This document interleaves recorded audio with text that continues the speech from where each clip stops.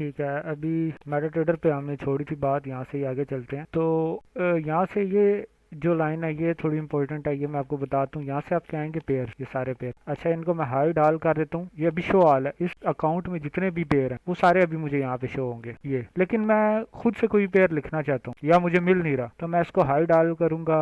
और एक पेयर है गोल्ड की, लिखते हैं हम। गोल्ड का जो सिंबल है वो XAUUST, आगे इसकी अकाउंट टाइप है, मैं लिख के इंटर कर देता हूँ। अब ये गोल्ड का पेयर आ गया। तो इस तरीके से पेयर्स आ जाएंगे। अब मैं चार्ट के ऊपर उठा के फेंक दिया। अब ये गोल्ड की जो करंट मार्केट चल रही है ये मुझे यहाँ पे देखने को मिल गई है। अच्छा, इस तरीके से आप कोई भी पेयर अपनी मर्जी का यहाँ पे लेके आ सकते हैं। अच्छा, ये फिर इसके बाद होता है टाइम फ्रेम। मैं आपको इसका भी थोड़ा सा बताता हूँ। आगे हम बात कर रहे थे कल कैंडल्स की, कि कैंडल कैसे बनती है। तो ये है time frame. Time frame basically ये है कि मैं आपको भी जूम करके दिखाता हूँ। अभी आपको जितनी भी ये कैंडल नजर आ रही, ये मैंने सेलेक्ट किया हुआ है MN यानी मंथली। तो एक मंथ में जितनी जितनी कैंडलें बनी है मुझे वो यहाँ पे शो। अब मैं चाहता हूँ कि मुझे एक एक मिनट की शो। अच्छा, ये होता किस लिए? ये होता है इसलिए कि कुछ लोग हैं वो स्कैल्पिंग कर रहे होते हैं, तो उनको मार्केट थोड़ा जूम इन करके देखनी पड़ती है कि छोटे पैमाने पे मार्केट पे क्या हो रहा है, तो वो उससे रिलेटेड ट्रेड डालते हैं। कुछ इंट्राडे में काम करते हैं। इंट्राडे में जो बेस्ट टाइम फ्रेम है वो H1 और H4 का है। डे 1 भी कुछ लोग यूज करते हैं। और उसके बाद जो लॉन्ग टर्म ट्रेडिंग करते हैं वो फिर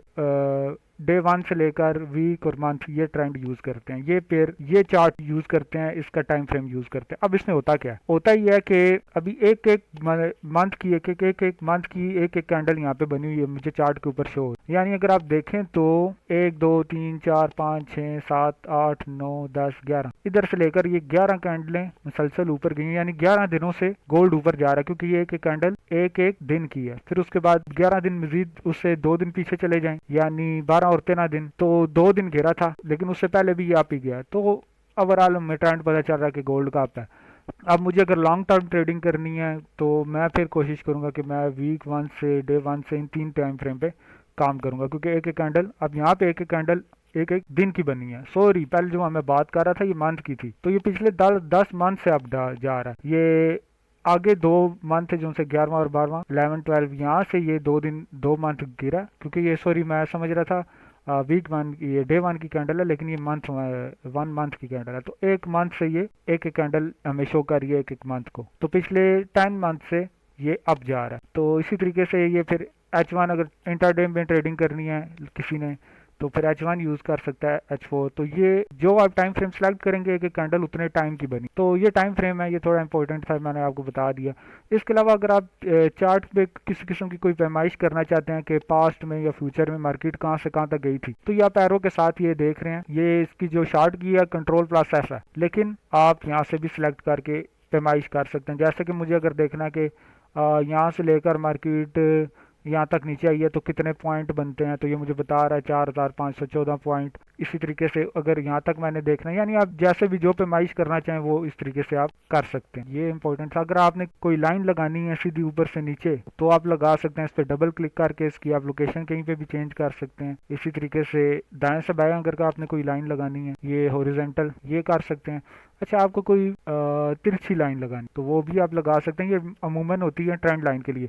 ये जो हम लाइन यूज़ करते हैं ना, ये वाली, ये हम अक्सर यूज़ करते हैं सपोर्ट एंड रेजिस्टेंस के लिए। और ये वाली लाइन होती है ट्रेंड लाइन के लिए, कि अगर ट्रेंड कैसे चल रहा था, उस ट्रेंड को ब्रेक किया या नहीं किया। तो वो मैं बल्कि आपको एक लगा के भी दिखा, लेकिन उससे पहले फिर आपको ये समझाना पड़ेगा सपोर्ट एंड रेजिस्टेंस क्या है। तो ठीक है, फिलहाल इसे रहने दे। अच्छा, अगर मैंने कुछ टाइप करना है तो यहाँ पे मैं टेक्स्ट की सूरत में टाइप करके इसको कोई भी कलर दे सकता। आपने अपनी यादाश्त के लिए कुछ लिखना हो तो वो आप इस पे लिख सकते हैं। जैसे ये यहाँ मैं लिख देता हूँ बाइक, यानी कि मुझे यहाँ से खरीदना है, तो मैं अपनी यादाश्त के लिए कुछ भी यहाँ पे लिख सकता हूँ। ये इसमें ये। अच्छा, फिर उसके बाद इस मेटा ट्रेडर में जो जरूरी चीजें हैं वही हम समझेंगे।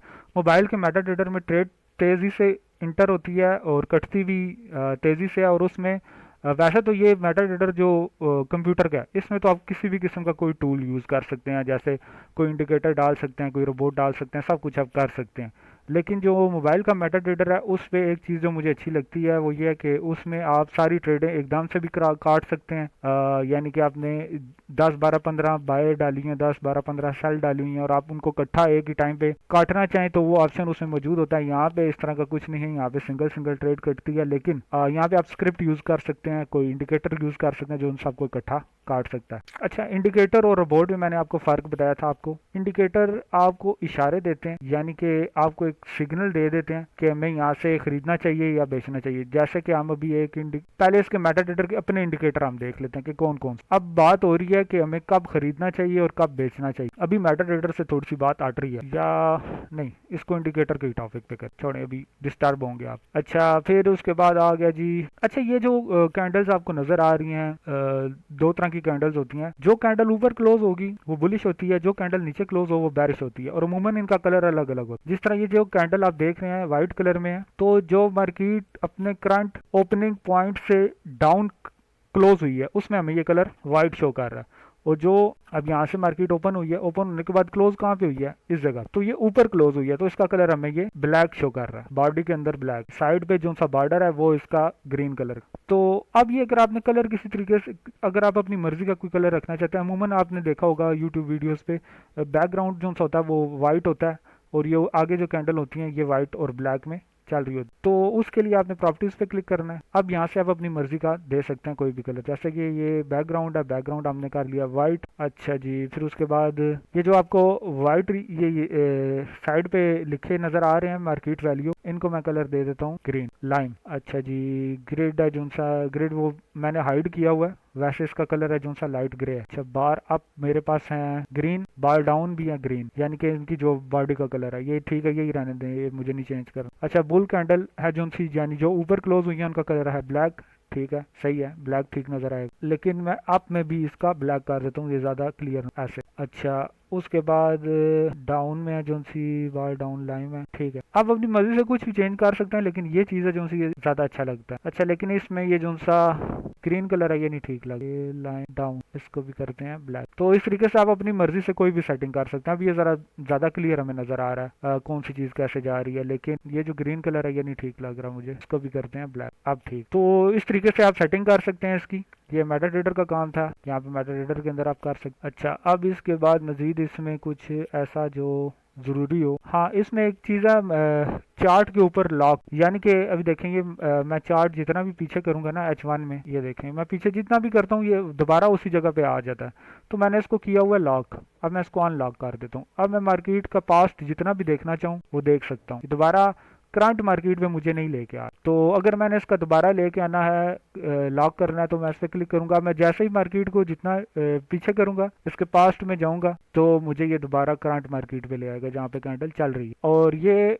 मार्केट में आप ये देख रहे हैं गैप कम है, तो ये आप इसके अपनी मर्जी से गैप भी इसका एडजस्ट कर सकते। अब ये ऊपर जो आपको ये नजर आ रहा है निशान, इसको आप जहाँ पे रखेंगे उतना आपको, अब ये देखें साइड पे बहुत ज्यादा गैप मुझे शो हो, तो ये इसकी थोड़ी सी सेटिंग थी, ये भी हमने कर ली। वैसे ये इस जगह तक ठीक रहता है। और मेटाडेटर में कुछ ऐसा खास है नहीं है जिसे हम करें। तो अब हम आ जाते हैं मेटाडेटर के अंदर ही हैं इंडिकेटर्स, तो अभी हम इंडिकेटर्स के ऊपर आ जाते। अच्छा, इंडिकेटर्स में इंडिकेटर बेसिकली ये हमें हेल्प करता है खरीदने और बेचने में। ये हमें इशारे देते हैं या छोटा सा सिग्नल देते हैं कि इनके हिसाब से ये जो मुख्तलिफ किस्म के सॉफ्टवेयर है इनके हिसाब से क्या बन रहा है, मार्केट अभी बाय की तरफ जा सकती है या सेल की तरफ जा सकती है। तो ये इनको इंडिकेटर बोलते हैं। कुछ मेटाट्रेडर के अपने होते हैं, कुछ हम मेटाट्रेडर के अलावा खुद से या क्रिएट करके कोडिंग करके इसके अंदर इंटर कर सकते हैं या इंटरनेट से डाउनलोड करके यहाँ लगा सकते हैं। वो उसकी मार्केट में जाएं तो बहुत सारे आपको फ्री भी मिल जाएंगे, पेड भी मिल जाएंगे। तो इंडिकेटर अब इसके जो अपने हैं पहले उनको देख लेते हैं। यहाँ पे आप आएंगे नेविगेटर में, नेविगेटर यहाँ पे बहुत ज्यादा यूज होता है, इसको आपने ध्यान में रखना है। आपका अकाउंट की डिटेल भी यहीं पे होती है, इसके अलावा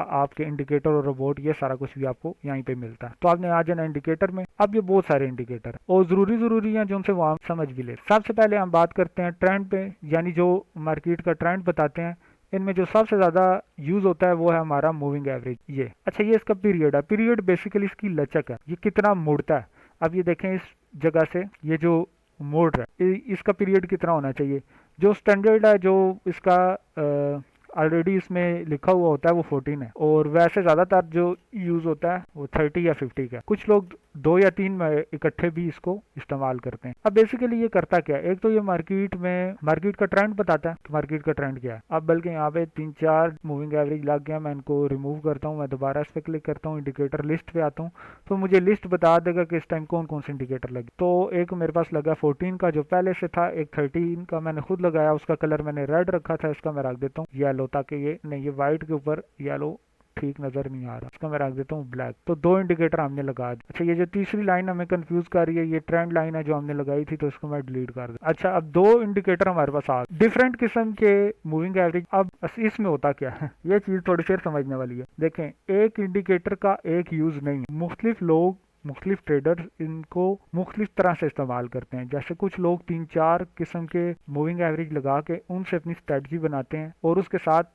प्लस मजीद इंडिकेटर भी ऐड कर लेते हैं, और उन सब को मिला के अपनी एक स्ट्रेटजी बना लेते हैं और उस पर वर्क करते हैं। अब वो प्रॉफिट करेगी, लॉस करेगी, वो मार्केट की कंडीशन पे डिपेंड करता है और उस स्ट्रेटजी पे डिपेंड करता है। लेकिन एक इंडिकेटर का एक यूज नहीं। अभी मैं आपको एक यूज इसका बता रहा हूँ, वो ये है कि हम इससे मार्केट का ट्रेंड देख सकते। ट्रेंड कैसे देख सकते हैं? अब ट्रेंड देखने के भी 2 तरीके। जो सबसे सिंपल है वो ये है कि आप मूविंग एवरेज के बगैर देखें। उसके लिए है कि आप सिंपल इसको जूम आउट करें, जूम इन करें, बड़े टाइम फ्रेम पे जाएं। अब जैसे मैं आ गया हूँ H4 पे, मैं जूम आउट करता हूँ, इसको जूम इन करता हूँ, मार्केट को लॉक करता हूँ, मुझे सीधा सीधा नजर आ जाएगा कि मार्केट मतलब नीचे से ऊपर जा रही है, ऊपर से नीचे जा रही है। देखिए, ये नीचे हमें डेट बता रहा है 2025 11वें महीने की 18 तारीख से लेकर 12वें महीने की 2 तारीख तक तो मार्केट अप गई, यानी इस टाइम में तो ट्रेंड अप गई, डाउन का नहीं। अभी तक भी उसी ट्रेंड को फॉलो कर रही। तो हमें गोल्ड का एक ट्रेंड, एक तो जूम इन जूम आउट करने से हमें पता चल गया। लेकिन अब अगर आप ये देखें, तो अगर मार्केट इन मूविंग एवरेज से ऊपर है, जैसे कि यहाँ से ऊपर है, तो हम तसव्वुर कर लेते हैं कि इसका, या समझ लेते हैं कि इसका ट्रेंड बाय।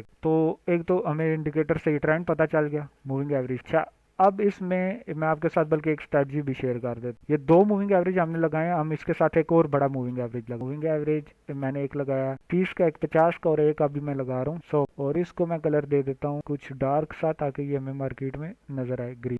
अच्छा, अब इस स्ट्रेटजी में क्या होता है? इस स्ट्रेटजी में जहाँ पे क्रॉस ओवर हो रहा है, जैसे कि इस पॉइंट पे क्रॉस ओवर हो रहा है, ये इस जगह, लेकिन ये स्ट्रेटजी यूज होगी बड़े टाइम फ्रेम, क्योंकि इसमें मूविंग एवरेज तीनों। अब ये बड़ा टाइम फ्रेम, तो इस जगह से मार्केट में तीनों मूविंग एवरेजेस के ऊपर थी मार्केट। तो अब ये बड़े टाइम फ्रेम में देख सकते हैं काफी ज्यादा ऊपर गई है। तो अब ये इंडिकेटर आपको सिग्नल दे रहा है। मैंने आपसे पहले भी बात की थी, अगर एक इंडिकेटर 10 सिग्नल दे रहा है तो 10 के 10 जरूरी नहीं है वो ठीक हो। अब ये यहाँ पे ये सिग्नल दे रहा है जी कि मार्केट का ट्रेंड बाय है, आप इसको बाय करें, सेल ना। आप इसके साथ डिफरेंट इंडिकेटर लगाएं, फिर उन सबको देखें। अगर आप फॉर एग्जाम्पल 5 इंडिकेटर यूज कर रहे हैं, 4 जो इंडिकेटर है वो एक साइड पे आपको बाय बता रहे हैं, एक अगर सेल बता रहा है, तो आप 4 की मान सकते हैं। लेकिन उसके साथ आपने अपने टेक्निकल एनालिसिस में मजीद अपनी स्ट्रेटजी को पक्का करना है। और उसके बाद आपने कभी भी न्यूज़ को, फॉरेक्स फैक्ट्री को, investing.com को, ये न्यूज़ के टॉपिक पे हम आए नहीं है, लेकिन न्यूज़ भी इसमें आती है। तो न्यूज़ को आपने देखना है, याद रखना है कि अगर न्यूज़ का जो डाटा आएगा उस टाइम आपकी सारी टेक्निकल एनालिसिस, सारे स्ट्रेटजीज और सारे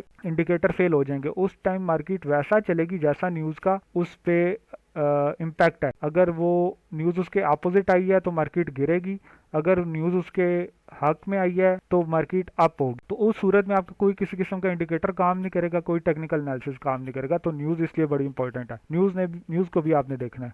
तो ये एक स्ट्रेटजी है कि 3 मूविंग एवरेजेस के अगर ऊपर मार्केट हो तो हम ट्रेंड को बाय तसव्वुर करते हैं, बाय समझते हैं और हम खरीदते हैं। तो एक तो ये हो गया इंडिकेटर। इसके बाद इसमें बोलिंगर बैंड है, ये भी मैं लगा लेता हूँ। ये बेसिकली 3 बैंड होते हैं जो मार्केट में बायर और सेलर के प्रेशर को बताते हैं। और ये जो इंडिकेटर है ये छोटे टाइम फ्रेम पे बहुत अच्छा वर्क कर। अभी मैंने ये जिस तरह देखे, ये यूज कर रहा हूँ डे 1 पे। तो डे 1 पे पहले तो मैं आपको उसका यूज बताता हूँ, फिर मैं आपको बताता हूँ कि डे 1 में और H1 में इसका रिजल्ट कितना फर्क है इन दो। तो ये 3 बैंड होते हैं। जब मार्केट नीचे वाले बैंड को टच करे तो इस इंडिकेटर के हिसाब से ये होता है कि मार्केट में सेलर बहुत ज्यादा हो चुके हैं और अब बाय की तरफ जा सकती है मार्केट ने अपने सेलर को बहुत ज्यादा इसमें इंटर हो चुके हैं, तो अब मजीद नहीं हो सकते। तो जब मार्केट नीचे वाले बैंड को टच करे तो इस इंडिकेटर के हिसाब से बाय होती है, और इसी तरह जब मार्केट ऊपर वाले बैंड को टच करे तो इस इंडिकेटर के हिसाब से सेल होती है। अब यहाँ पे मैं आपको एक स्ट्रेटजी बता देता हूँ और उसका रिजल्ट भी थोड़ा लाइव देख लेते हैं कि कैसा निकला है। जैसा कि इस जगह से इसने हमें बताया कि आप करें मार्केट को सेल, क्योंकि देखें अपर बैंड को, ये जो ग्रीन कलर का बैंड है मूविंग एवरेज का, मार्केट ने टच कर लिया।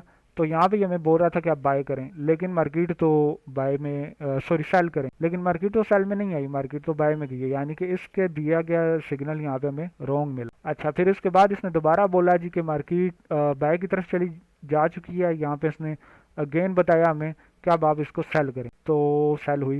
अच्छा, सेल करना किधर तक है, इसके मिडल जो बैंड है यहाँ तक, ये जो दरमियान वाली लाइन, तो यहाँ पे इसकी बात ठीक हुई, साबित, सेल हुई मार्केट। अच्छा, फिर इसने अगेन हमें बोला H1 की टाइम फ्रेम पे कि यहाँ पे फिर मार्केट बहुत ज्यादा बाय चलेगी, आप इसको सेल करें, तो सेल की, तो मिडल बैंड तक आई, ये बैंड। अच्छा, दो दफा इसने ठीक बोला, एक दफा रॉन्ग बोला। फिर यहाँ पे इसने अगेन बोला जी कि मार्केट बहुत ज्यादा बाय चलेगी, आप इसको सेल करें, तो सेल आई। तीन दफा इसने ठीक बोला। चौथी दफा जब इसने बोला आप इसको सेल करें, तो वो सेल नहीं आई, वो तो बाय चली। यानी तीन दफा इसने ठीक बोला, दो दफा रॉन्ग बोला। अब यहाँ पे इसने बोला सेल करो, सेल बहुत ज्यादा हो चुकी है, बाय करो, तो बाय आई है थोड़ी सी, लेकिन इसके मिडल बैंड तक नहीं आई। फिर इसने अगेन यहाँ पे बोला कि बाय करो, फिर बाय आई। यानी कि इसके जो रेशो है वो ये है कि इसने 8 दफा अगर इसने बोला, तो उसमें से आपका 5 दफा 6 दफा तक ठीक हो सकता। तो आप इसको चेंज भी कर सकते हैं, इसका भी पीरियड है, टाइम फ्रेम है, आप उसका चेंज कर सकते हैं। आप जिस तरह ये बोलिंगर बैंड लगा हुआ है, तो पीरियड इसका 20 है, आप अपने हिसाब से देखें। आप जितनी इस पर मेहनत करेंगे, स्ट्रेटजी बनाना हर बंदे का डिफरेंट डिफरेंट तरीकाकार है। अब मेरा मुख्तलिफ होगा, आपका मुख्तलिफ होगा। हो सकता है मैं अभी यही मूविंग एवरेज यूज कर रहा हूँ अपने किसी चार्ट के ऊपर, और मुझे उसका रिजल्ट अच्छा मिल रहा हो, आपको ना अच्छा मिल रहा हो, मेरा टाइम पीरियड और हो, आपका और हो सकता है। ये अब आपने इसको टेस्ट करना है, डिफरेंट टाइम फ्रेम पे लगा के डेमो पे प्रैक्टिस करनी है कि यार इस तरीके से अगर काम किया जाए मूविंग एवरेज के ऊपर, इसके साथ बोलिंगर बैंड लगा लिया जाए, RSI लगा लिया जाए, स्टोचस्टिक ऑक्सीलेटर लगा लिया जाए, इन सब को मिला के अगर ट्रेड की जाए तो बहुत अच्छी बनती है। ये स्ट्रेटजीज हर बंदा अपने अपने हिसाब से अलग अलग बनाता है, तो ये आपने इस तरीके से बनानी है। ये जो इसका बेसिक यूज़ है वो मैंने आपको बता दिया। अब पीरियड चेंज करें, डिफरेंट पीरियड लगाएं, फिर उनका रिजल्ट देखें कि किस में आपको अच्छा रिजल्ट मिला है।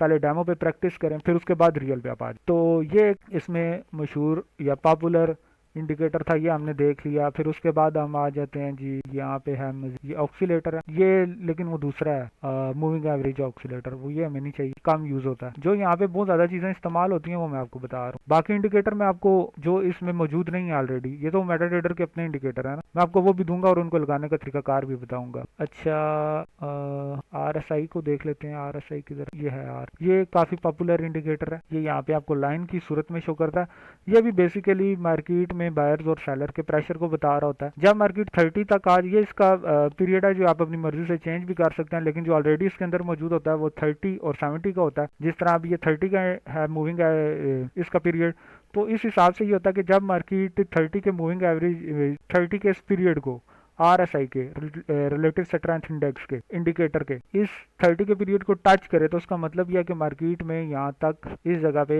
सेलर बहुत ज़्यादा हो चुके हैं और आप मार्केट बाय में जाएगी। अच्छा, अब आप इसको भी साथ लगा लें, साथ मूविंग एवरेज को भी लगा लें और साथ बोलिंगर बैंड को भी लगा लें, तो क्या स्ट्रेटजी बनती है। बोलिंगर बैंड आपको बोल रहा था यहाँ पे कि आप मार्केट को बाय कर, बोलिंगर बैंड ने बोला था ना, ये लोअर बैंड को टच हुई थी मार्केट, यहाँ से ये भी बोल रहा था कि आप इसको बाय कर लें, मार्केट में सेलर बहुत ज्यादा हो चुके हैं। यानी दो इंडिकेटर ने सेम एक तरफ की डायरेक्शन दिया। अच्छा, मूविंग एवरेज आपको क्या बोल रहा था। मूविंग एवरेज के, अब मूविंग एवरेज भी हम जो यूज कर रहे हैं वो है 30 का। अच्छा, ये 30 तो वो हो गया ना थोड़े बड़े टाइम फ्रेम के लिए, तो अगर मूविंग एवरेज भी हम छोटा कर लें, 14 का ही लगा लें जो इसका ऑलरेडी होता है, तो वो क्या बोल रहा था। ये इंडिकेटर लिस्ट में हम आ गए और यहाँ से हमने मूविंग एवरेज को बाकी के दो रिमूव कर देना। ये तो लॉन्ग टर्म वाली स्ट्रेटजी में अच्छा वर्क कर रहे हैं, तो इन दो को हम कर देते हैं रिमूव, एक रिमूव, दूसरा रिमूव, और जो तीसरा इसका जो कस्टम पीरियड था 14 का वो हम कर। ये 14 का मूविंग एवरेज हमें उस टाइम बोल रहा था कि मार्केट मूविंग एवरेज से नीचे है, यानी कि मार्केट का ट्रेंड अभी सेल का है और सेल कंटिन्यू रह सकता है। इस वजह से